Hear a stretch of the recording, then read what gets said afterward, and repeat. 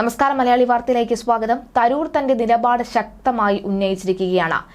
ലേഖനത്തിലോ മോദിയുടെ അമേരിക്കൻ സന്ദർശനത്തിലോ പ്രതികരണത്തിലോ തെറ്റായ ഉദ്ദേശങ്ങളില്ലായിരുന്നു എന്നാണ് തരൂർ രാഹുൽ ഗാന്ധിയോട് ഇപ്പോൾ വ്യക്തമാക്കിയിരിക്കുന്നത്. ശശി തരൂരിന്റെ കൂടി ആവശ്യപ്രകാരം കൂടിക്കാഴ്ച നടന്നു.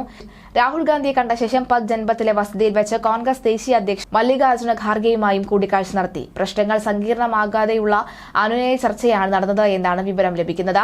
എന്തായാലും രാഹുൽ ഗാന്ധിയോടും ഖാർഗെയോടും വിശദീകരിച്ചിട്ടുണ്ട്.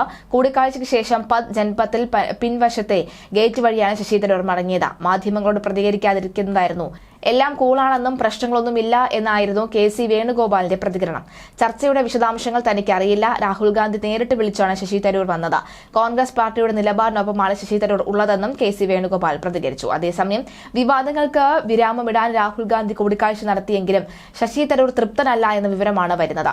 ഉന്നയിച്ച വിഷയങ്ങളിൽ പരിഹാരമോ തീരുമാനമോ രാഹുൽ ഗാന്ധി നിർദ്ദേശിച്ചിട്ടില്ല എന്നും ശശി തരൂർ അസ്വസ്ഥനാണ് എന്നും വ്യക്തമാക്കി. പാർട്ടിയിലെ അവഗണന, പാർലമെന്റിൽ അർഹമായ പദവി ലഭിക്കുന്നില്ല, ഒറ്റപ്പെടുത്തി ആക്രമിക്കുന്നു തുടങ്ങിയ പരാതികളും വിശദീകരണങ്ങളുമാണ് തരൂർ രാഹുലിനോട് പങ്കുവച്ചത് എന്നാണ് സൂചന.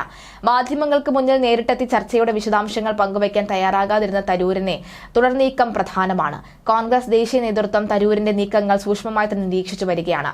പരസ്യ പ്രതികരണങ്ങളാണ് പാടില്ല എന്ന നിർദ്ദേശം ഹൈക്കമാൻഡ് സംസ്ഥാന നേതാക്കൾക്ക് നൽകിയിട്ടുണ്ട്. അതേസമയം കഴിഞ്ഞ 16 വർഷമായി തിരുവനന്തപുരം ലോക്സഭാ മണ്ഡലത്തിൽ പ്രതിനിധീകരിച്ച് വിജയിക്കുന്നതിൽ രാഷ്ട്രീയത്തെക്കാൾ ഉപരി മറ്റൊരു ഘടകം കൂടി ഉള്ളതിനാൽ ആണെന്ന് ശശി തരൂർ MP പറഞ്ഞു.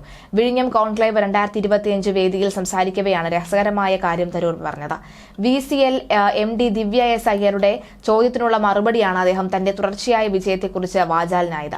16 വർഷവും തുടർച്ചയായി ഒരേ ആളുകളോട് വോട്ട് ചോദിക്കുമ്പോൾ എന്താണ് തോന്നുന്നത് എന്നായിരുന്നു ദിവ്യയുടെ ചോദ്യം. അതിന് അദ്ദേഹം നൽകിയ മറുപടി സദസ്സിൽ ചിരി പടർത്തുകയും ചെയ്തു. ഓരോ തവണയും ഞാൻ വോട്ട് ചോദിക്കുന്നത് പഴയ അതേ വോട്ടർമാരോട് മാത്രമല്ല, ഓരോ വർഷവും 18 വയസ്സ് തികഞ്ഞ നവ വോട്ടർമാർ ഉണ്ടാകുന്നുണ്ട്.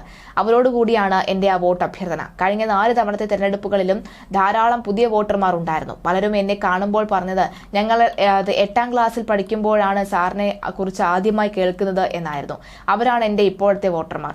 രണ്ടാമതായി, വോട്ടർമാരോട് പഴയ കാര്യങ്ങൾ തന്നെ പറഞ്ഞ് വോട്ട് ചോദിക്കാൻ പറ്റില്ല. മണ്ഡലത്തിൽ ധാരാളം വികസന പ്രവർത്തനങ്ങൾ ഞാൻ നടത്തിയിട്ടുണ്ട്. വ്യക്തിപരമായ എന്റെ ബന്ധങ്ങൾ കൂടി ഉപയോഗപ്പെടുത്തിക്കൊണ്ടാണ് അത്തരം വികസനങ്ങൾ എനിക്ക് നടത്താൻ കഴിഞ്ഞത്. അതെല്ലാം വിജയ ഘടകങ്ങൾ കൂടിയായിരുന്നു എന്നാണ്.